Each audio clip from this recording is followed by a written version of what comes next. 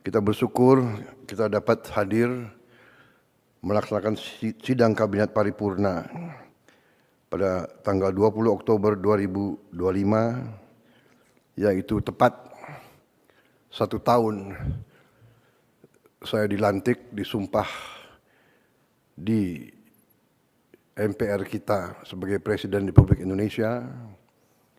Dan karena itu saya kira saudara-saudara, tepatlah kita berkumpul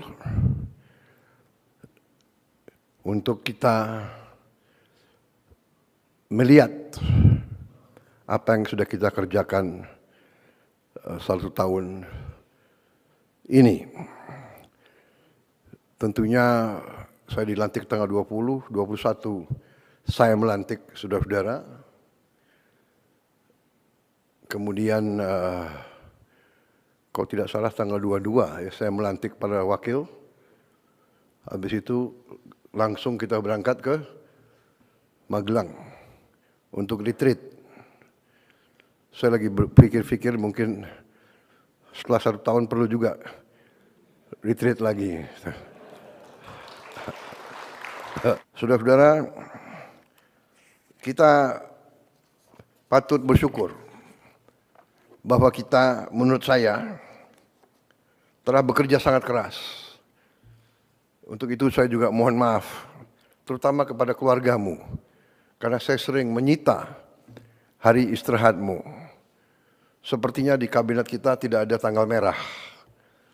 Dan saudara-saudara sigap. Setiap waktu saya panggil saudara hadir. Sabtu, Minggu, malam-malam.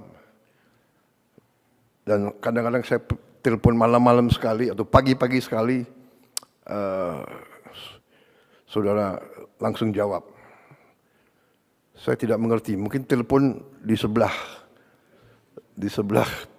bantal, tapi saya terima kasih. Karena memang kalau saya lagi ingat sesuatu, saya harus hubungi segera. Ya. Takut saya lupa. Saudara-saudara, kita, saya kira boleh berdiri di depan rakyat kita dengan, saya kira rasa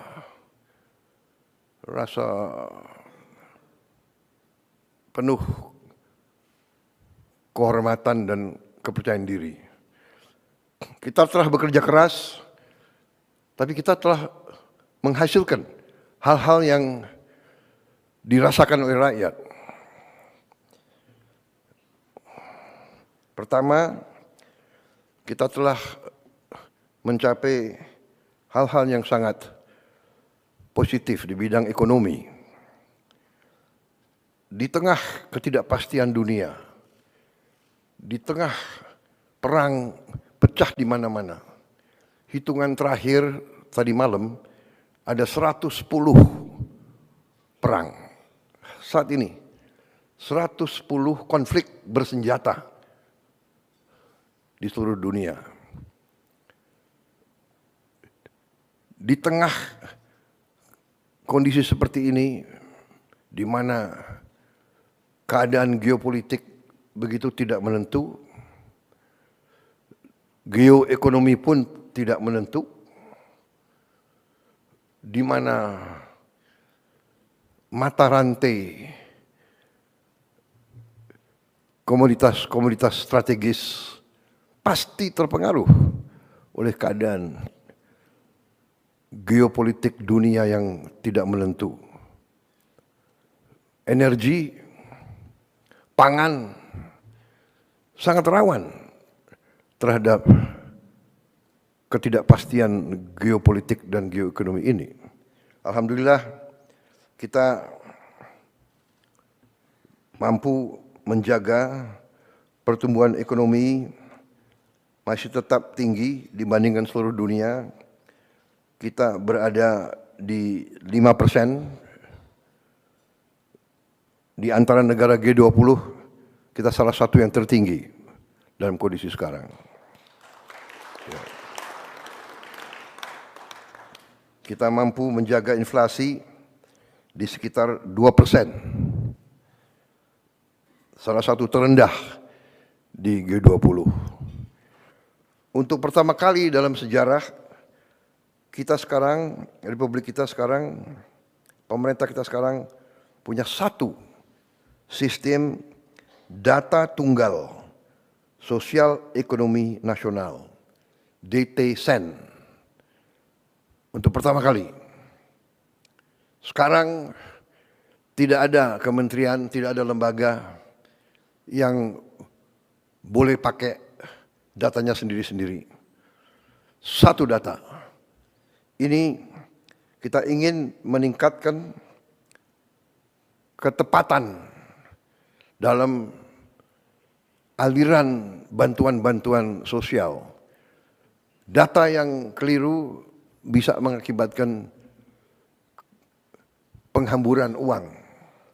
Data yang keliru bisa mengakibatkan mereka yang berhak menerima bantuan tidak menerima. Mereka yang tidak berhak menerima. Jadi ini saya kira arti strategis daripada data tunggal sosial ekonomi nasional. Juga kita sudah berhasil dari 500 sekolah rakyat yang kita perjuangkan sudah berdiri 166 sekolah rakyat sudah beroperasi. Ini luar biasa. Saya terima kasih kepada menteri-menteri yang terkait. Saya berharap 100 itu di pertengahan tahun 2026 ternyata saudara-saudara berhasil beroperasi justru di tahun 2025. Sekarang 15.945 siswa dan siswi dari keluarga yang paling bawah di bidang ekonomi, desil 1 dan 2, yang tadinya banyak yang tidak sekolah sama sekali. Ya, ada yang bantu orang tuanya jadi pemulung, ada yang hidup di jalanan. Sekarang sudah bisa bersekolah di sekolah rakyat. Kita juga membangun sekolah unggulan. Rencana kita 10 sekolah unggulan, ini anak-anak terpinter. Kalau tadi anak-anak dari golongan paling bawah yang tidak punya harapan sekolah, kita beri harapan. Tapi ada juga anak-anak yang harus kita cari. Unggulan, anak-anak terpinter Republik Indonesia harus kita cari, harus kita kumpulkan. Dan kita harus perkaya, kita harus kasih pendidikan supaya dia bisa nanti menjadi pemenang-pemenang hadiah Nobel. Kita ingin Indonesia unggul di bidang sains dan teknologi. Masa depan hidup Indonesia, masa depan hidup setiap bangsa di abad ke-21 ditentukan oleh sains dan teknologi. Kita butuh anak-anak pintar. Kita butuh insinyur-insinyur, profesor-profesor, ahli matematika, ahli di semua bidang teknologi. Kita negara yang sangat kaya, kita punya mineral-mineral kritis. Kita punya mineral-mineral yang disebut rare earth. Tapi kita harus punya para ilmuwan, para scientist, para experts, pakar yang mampu mengelola kekayaan-kekayaan kita. Kita tidak boleh dibohongi lagi oleh bangsa-bangsa lain. Jadi saudara-saudara, kita bikin sekolah unggulan yang kita beri nama SMA Garuda. Dan ini rencananya 10 dan ada juga kurang lebih 14 yang sudah ada sekolah unggulan yang kita integrasikan kepada program ini. Jadi program ini asal sekolah itu yang sudah ada mau ikut, berarti ikut kurikulum. Yang kurikulum itu kita pakai standar internasional, ya, IB internasional, International Baccalaureate, sistem IB. Berarti lulusan itu bisa diterima di universitas manapun di dunia yang terbaik. Kita berharap dengan program ini nanti banyak anak-anak kita bisa masuk ke sekolah terbaik di dunia. Harvard, MIT, Oxford, dan sebagainya. Kita tahun ini akan memberi satu interaktif panel, interaktif flat panel, kayak layar ya, interaktif, digital, 75 inch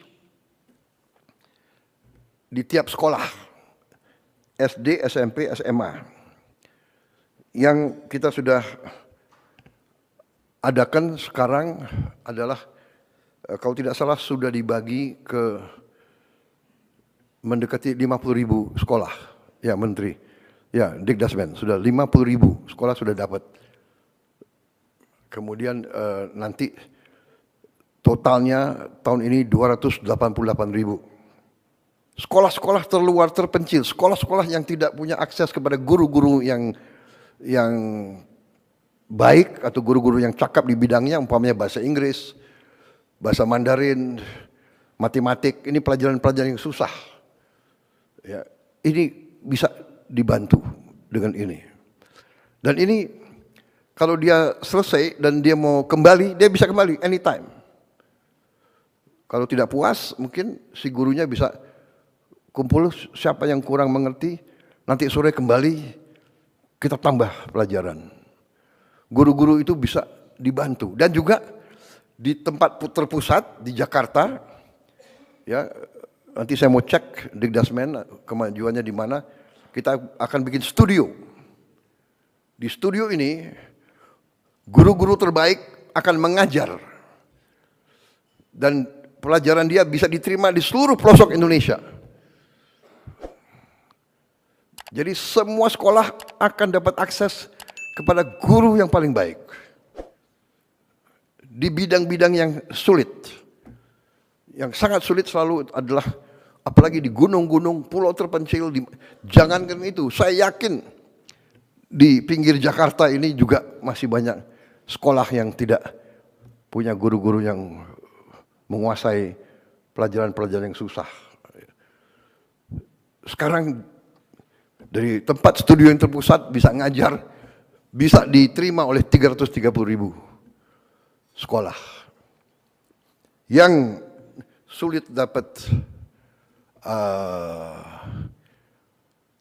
internet, wifi, sekarang sudah ada teknologi sangat murah, bisa kita pasang di tiap sekolah. Tidak terlalu mahal. Starlink mungkin masih agak mahal untuk bayar tiap bulan. Tapi sudah ada teknologi yang lebih murah. Dan saudara-saudara, tahun depan rencananya adalah kita akan tambah 3 layar. Ya, tahun ini kita mampu 1 layar, tahun depan kita akan bagi 3 layar. Berarti di setiap sekolah akan ada 4 ruangan yang punya layar ini. Mudah-mudahan tahun 2007 kita bisa tambah lagi 2 layar lagi. Jadi 6 kelas tiap sekolah bisa punya layar. Jadi semua anak-anak kita mendapat akses kepada pengetahuan yang terbaik, terkini, dengan animasi dan dukungan yang terbaik. Ini jadi sekolah rakyat untuk yang paling bawah, sekolah terintegrasi untuk yang menengah, sekolah unggulan untuk yang terpinter. Belum tentu yang terpinter dari kelas atas. Dari manapun kita cari yang terpinter. Saudara-saudara, itu di bidang kesehatan, pendidikan, dan kemanusiaan. Masih ada tunjangan guru kita tingkatkan dan kirim langsung dari pusat ke penerima.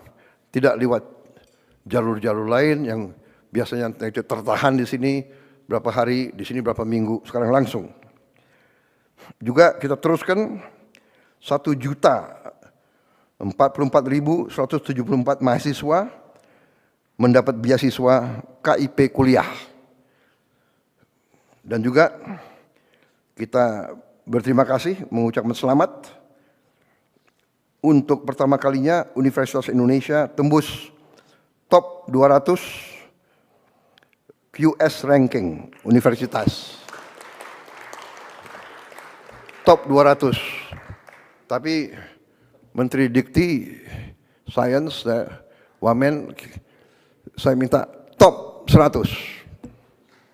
Ya, bisa.